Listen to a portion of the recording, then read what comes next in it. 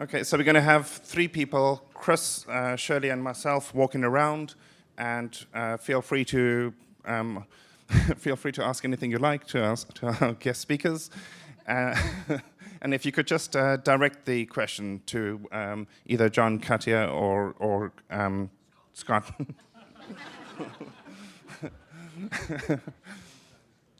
Okay.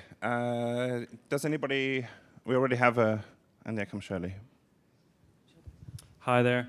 I've got kind of a burning question in my mind, which is, I guess, directed to maybe all of you, but primarily Scott.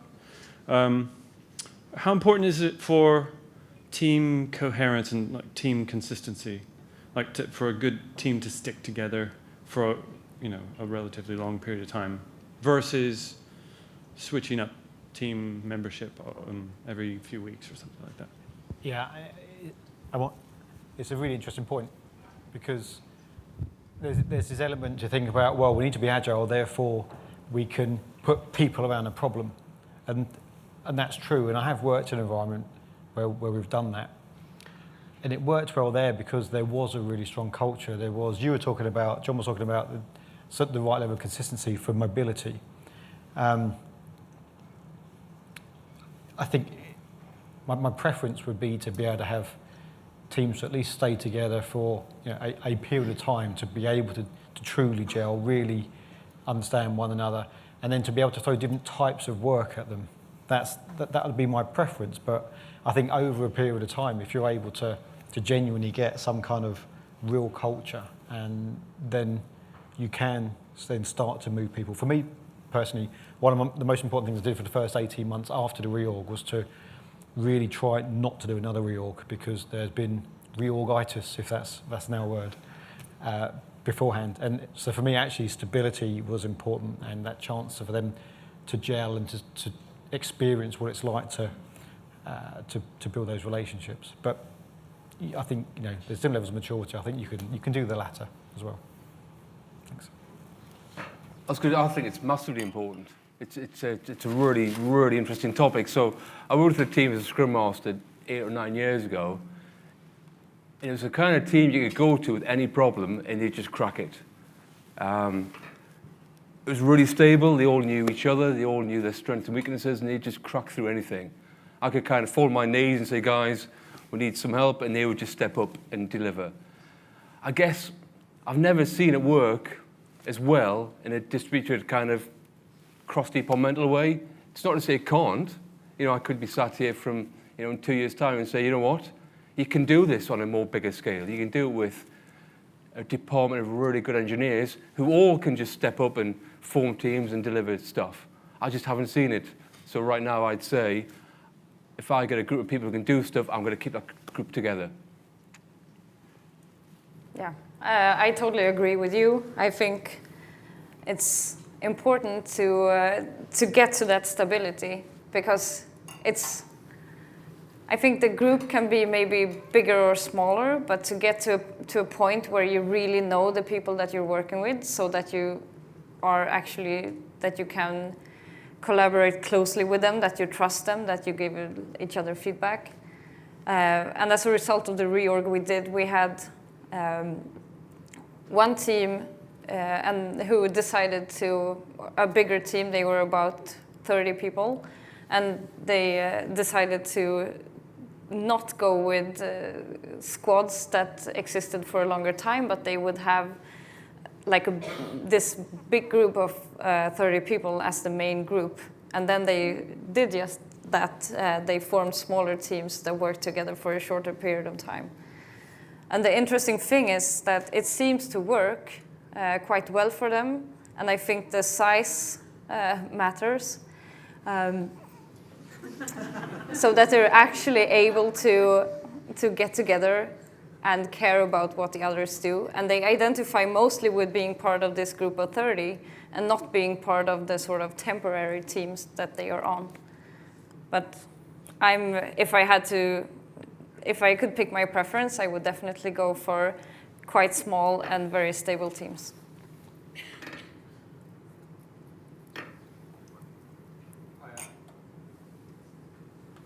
Katja, are there any downsides to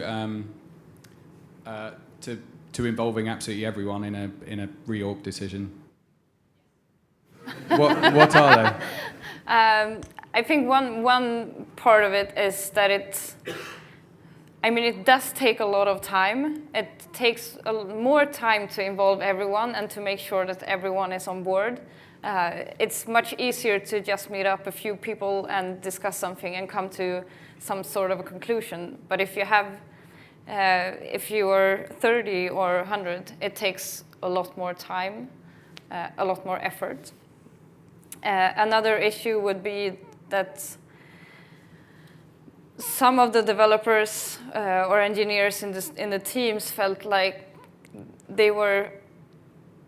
that the reorg was happening at a very bad timing, and they were busy developing Spotify and the apps, and they're like, we don't have time to focus on this now. And we were saying, but this is happening now, and if you care and if you want to be part of it, you have to switch focus from what you're doing to discuss this with us now. And I'm not saying that they would be happier if we would just have delivered a solution for them, but I think for them it's having to switch focus or having to choose either or the other was a problem.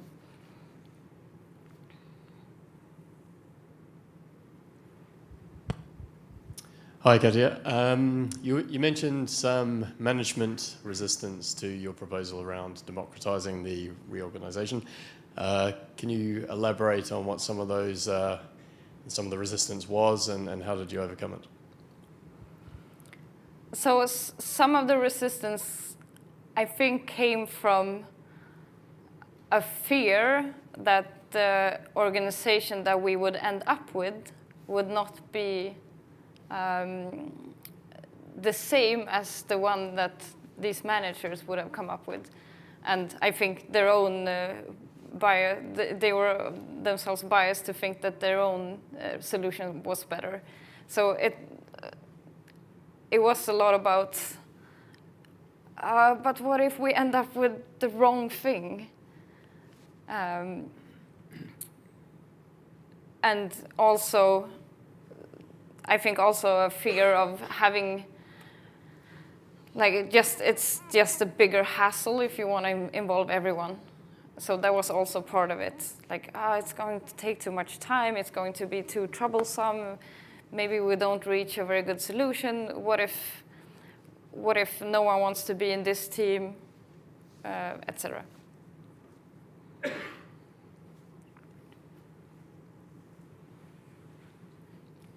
Directed at Jon, I guess. Have you ever done a reorg or reorganized people in any way and basically move them around the room, put them in different teams, different groups, and fundamentally nothing's changed? And if you have, can you share an experience about that? And why that happened, what you learned from it? It's quite a directed question. Do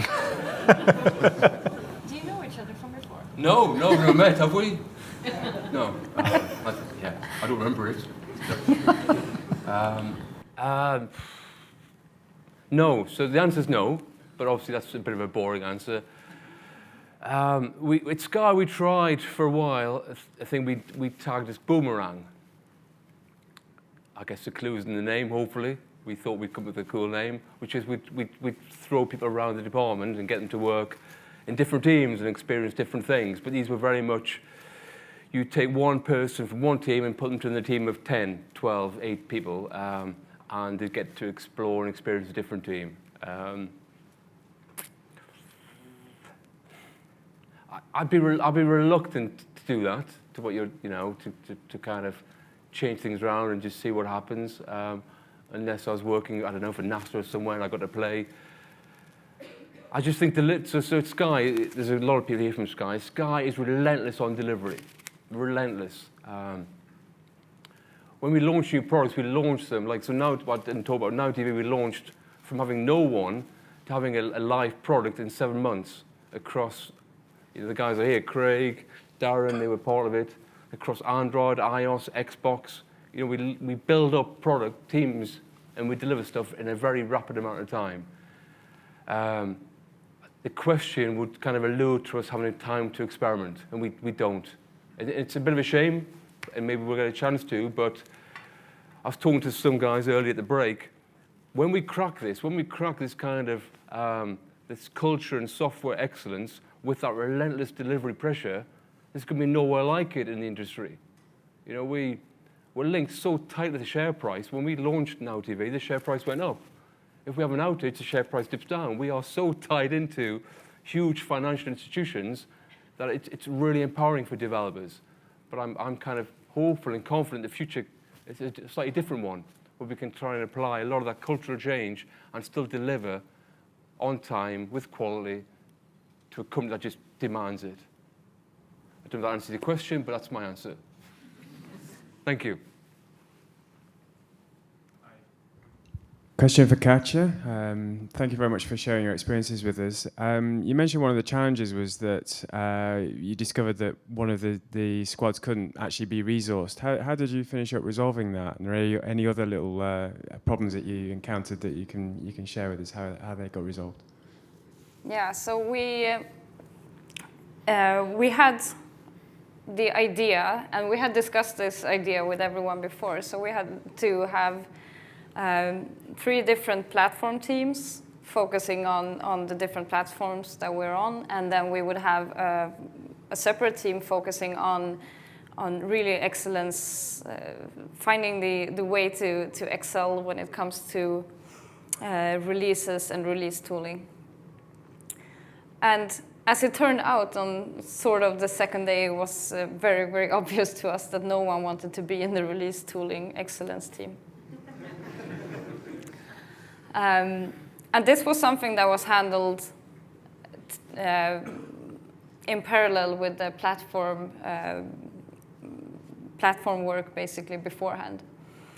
So what we then decided to do was to continue in the same way. So we, instead of having one team focusing on doing this on all platforms, we went back to the way we had it before, where this was a responsibility for each of the platform teams, basically. So they didn't want to do it. They didn't put their names there. And now they still get to do it, which is unfortunate, I would say, because it's much better if you work on something that you feel passionate about your team's whole mission. One positive thing is that very much of this can be automated. Very much of this can be handled with very little manual support. And this is also a driving force for all of these teams to go further and further and further that way.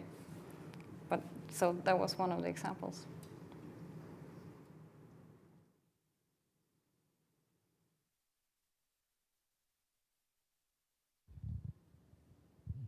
Hi, I guess this is for no one in particularly, but do you have any advice what the first step would be on a transition from a sort of very kind of siloed component team environment into a feature team environment? Not really.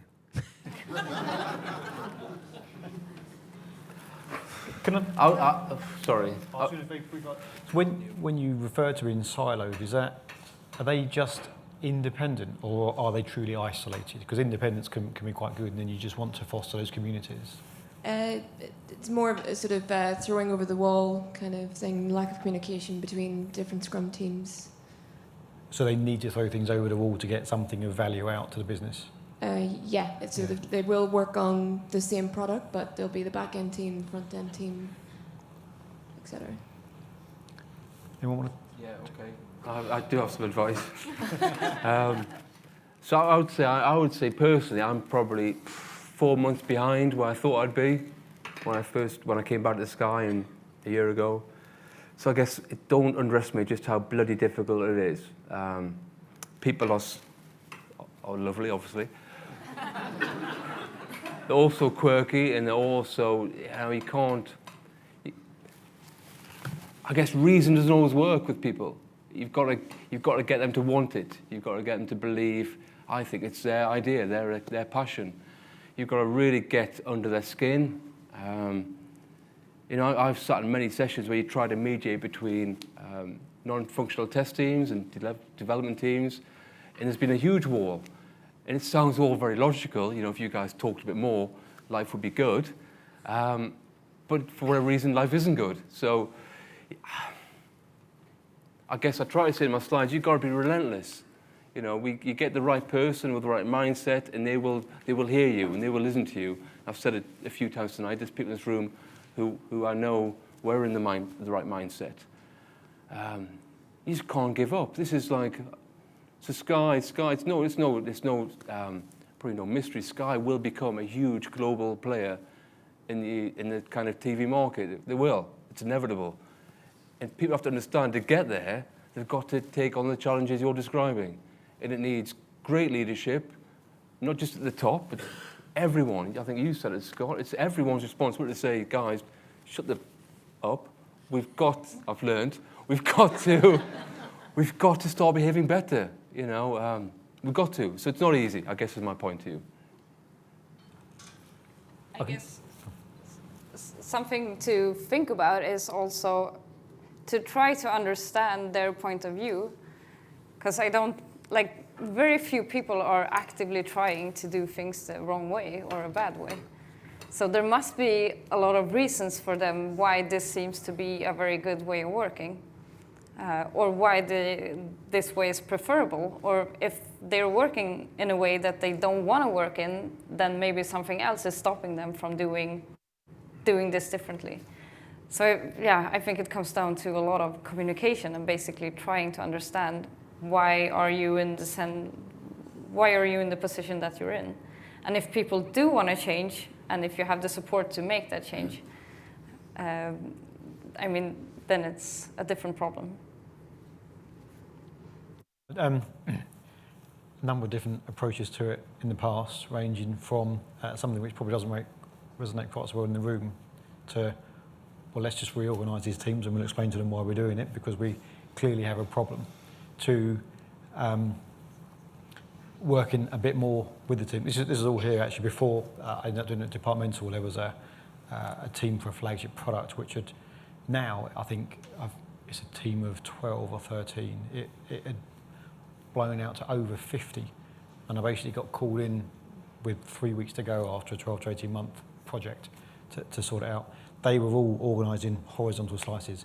There was a separate test team, which kind of says it all. None of the teams could actually release anything of value themselves. And what was kind of worse is they were sitting in an area no bigger than this, and they didn't even know each other's names. So that was one where there were enough people in there that knew the right way to work. It's actually the way that they had either been led or others within them had worked in more traditional ways and had stronger voices. So that took a bit of a firmer hand from me, but not for me actually sort of directing that to recognise who the other champions were, bringing them, make sure we gave them a voice, and then them to then start to educate, and then went through a basic reorg there. But it comes down to, you like to think it's, okay, well let's educate people, and then people can start to realise there's a different way of working. All of our teams now are sufficiently cross-functional in the sense that they're all aligned. It's trying to give them that sense of purpose. They're all aligned, so they can, to an end user, they can deliver something valuable. They're responsible for their release frameworks and everything else. But we do still have individuals that either come to join us, or individuals that actually, when the going gets a bit tough, want to just move on to the next interesting challenge, the interesting problem to go and solve, and do the development, do the engineering. It's few and far between, but it's taken a long time. And I'll also be honest, some of that has been through setting out what we believe to be the right way and letting people decide if they want to be part of it or whether they're going to sort of slowly move on. What I can say is that when we went through that quite tough process, I don't know, to who's listening, there were very few regretted leavers, I think. All the people that we really valued and respected, they could be great, personal skills, they could be great technical skills or something in between, but all the people that were really good stayed and were on board. One thing, so at the moment we've got this problem at Sky, we have principal engineers, we have a family of our kind of best developers, and they're frustrated because they're feeling our architect team, sorry about that, we have an architect team who are kind of telling them how to build stuff. And I think, you can tell me I'm wrong, it's a similar kind of example to what you're describing. We've got a wall, they're feeling like they're getting told what to build and how to build it. What I'm going to try with them is I'm going to put them in a room together and just tell them it's not acceptable. That as a group, they have to come up with a better way of working. If I put them in a room for 2 hours and they come out of the room and say, we haven't got anywhere, a week later, I'm going to put them back in the room again. They need to know this is not acceptable. If you've got developers and testers who have a wall, if you've got developers and release people who have a wall, you've got to get them to understand their job is to fix that. It's not your job or a Scrum Master's job or a PM's job to fix it. They have to understand it's their job, and if they don't, it's not acceptable. And if this comes down to kind of, I guess, disciplinary procedures or whatever it is you guys have in your organisation, that's the route we've got to go. It's, my job, I know my job. I know what I'm meant to do. Everyone needs to start doing their job, I think, a lot better and a lot more kind of collaboratively.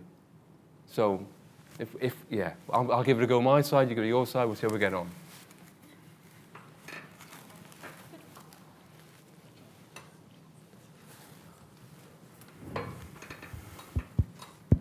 Hi, Jon.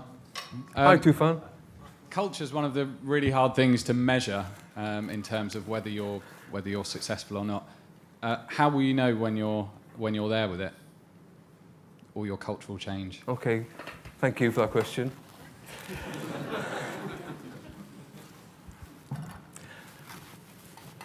Sometimes a developer would say to you, how to become a senior developer? I guess my response to that kind of question is, we'll just recognize you for it. We'll know. Your name will be kind of recognized across the department. People will look to you for guidance and advice. You'll just be a senior developer. It'll be almost peer recognition. I'm going to apply that same answer to your question. I think when we've got the culture right at Sky, we'll know we have. We'll have, at the moment, people, again, we've got loads of jobs. At the moment, people don't knock on our door. They're knocking the doors of Facebook, they're knocking the doors of Google, Netflix. One guy used to work for me, works for Netflix in San Fran, 270 grand a year. Well done, him. When we get things right, people will come to us. We'll know we've got it right. Whether that's accepted from my boss, I don't know, but I think we'll know. That's my view. I think we'll recognise the difference. And maybe it's just me. I think there is a difference. If I had a scale in my mind of where we want to get to, I'm probably 10% through it. I think we'll notice along the way. Very briefly as well. So, for us, it was about ensuring that we could give that business agility. I think there were aspirations beyond our engineering capabilities. So, people talk about culture and they're all right, but they're means to an end. So, do we have people that stay and they're good? Do we have people that are developing?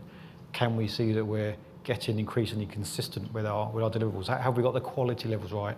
That was one of the reasons about the business agility, but there were pockets of, it certainly wasn't quality first. And we had the issue where it was before I joined and I was kind of brought in to help to sort of change it, but there was a project mindset. So it's product development, but project was starting from there to version 1.0 that goes live. That's it, and that's the end of it.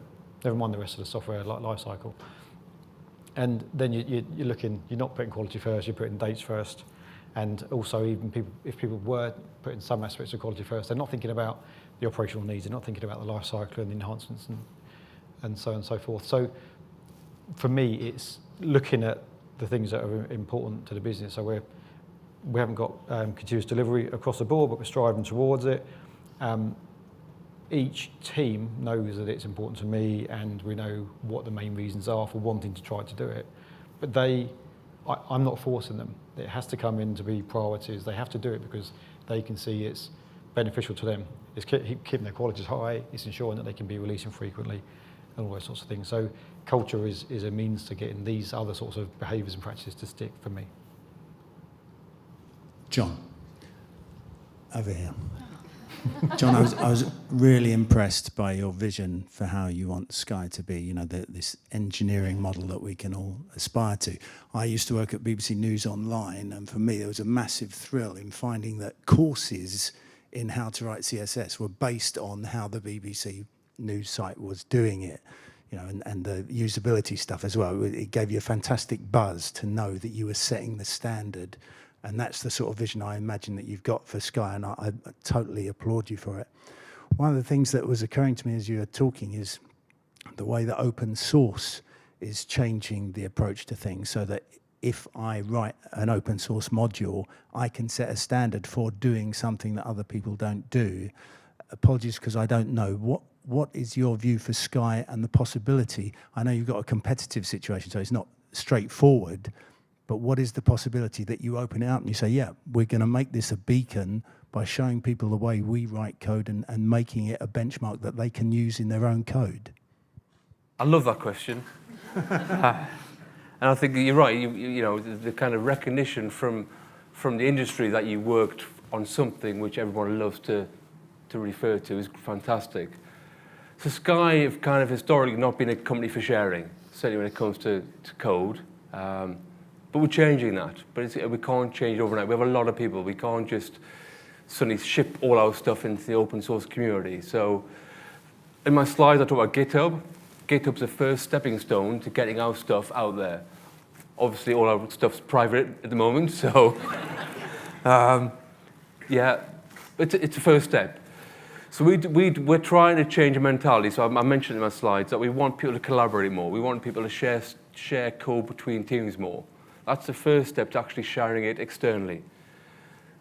We're seeding it. We're seeding the very thing you're describing, as in, there are certain things we're not going to share. We're not going to share, I'm not going to share it. We're not going to share certain things for obvious reasons, but where we can share things, so we work on a box called a Roku box. Anyone else aware of a Roku box? Fantastic little box, love it. There's a team in Sky have written an automated test framework for the Roku box, which is just, you can plug it into any kind of Roku application and write automated tests which just flick through it. Fantastic. We can open source that. There's no kind of commercial IP in it. We can just share it and do good. We're going to start doing that. We're about to launch a site called, I've been trying to launch for 9 months, but that's how life is. It's called developers.sky.com. In the same manner, Facebook, Google, The Guardian, maybe your companies have a similar site. We're launching it, and there's an open source section on that site where we're going to start talking about the things we're building that everyone can start to use. It's not perfect, but it's a beginning.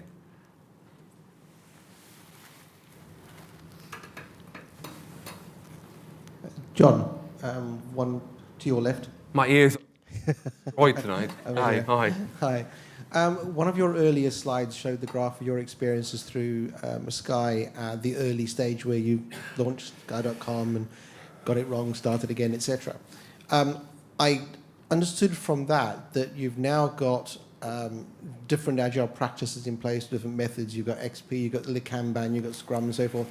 Is that on by different product areas, or do you have different teams all doing different things? How does that work? Because where I'm working, we sort of need a common language just to understand, as people move between teams, that you have some sort of commonality of practice. How does it work at Sky?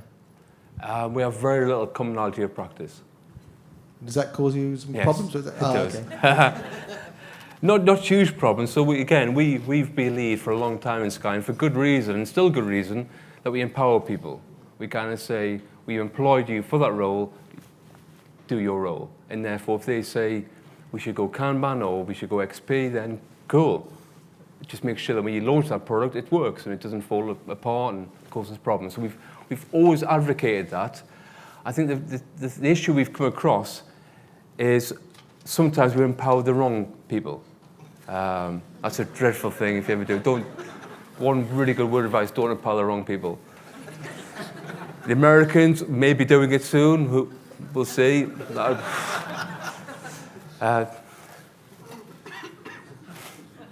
This comes down to leadership. This again, we do a bunch of stuff which you kind of think all it needs is someone to say to people, are we mature enough to do that? Do we understand what we're doing? And one thing I'm trying to advocate a lot at Sky is that path of least resistance. I don't know if it's a term you guys are familiar with. If Sky, which we're going to be doing a lot more of, are going to build something new, what can we just pick off the shelf? What can we just cherry pick? So if a team does Scrum and does it really well, great, does that work? And if it works, great. If they've got components, let's plug those in. If they've got CI tools, let's plug those in. I think the problem we have at Sky is everyone just goes off, like I said earlier, and just reinvents the wheel, or not even a wheel. Going back to your practices around Agile, they'll reinvent the triangle, which we know if you put it on a car, isn't going to help it go very quickly. We need coaching, and we need training, we need to, employ the right people. I don't mind diversity as long as it's working, as long as it's kind of hitting the mark. Yeah. I think in the world of delivery, the most important thing is get stuff live as quick as you can and as stable as you can. That's where I come from, and I don't care how people do it. But if you do put something live and it falls apart, back to my early experience of Sky, and you've ignored all the things, all the recommendations, all the kind of easy path to production we've kind of said to you, then we're probably going to shoot you or something, or something equally painful. Does that answer? Yeah? We don't shoot people at Sky, just if anyone. Well, not that I know of, I probably should say. It may happen, just not aware of it. Don't want anyone to die. No. Okay, I'd like to give the speakers a big round of applause. Thank you so much for sharing this tonight.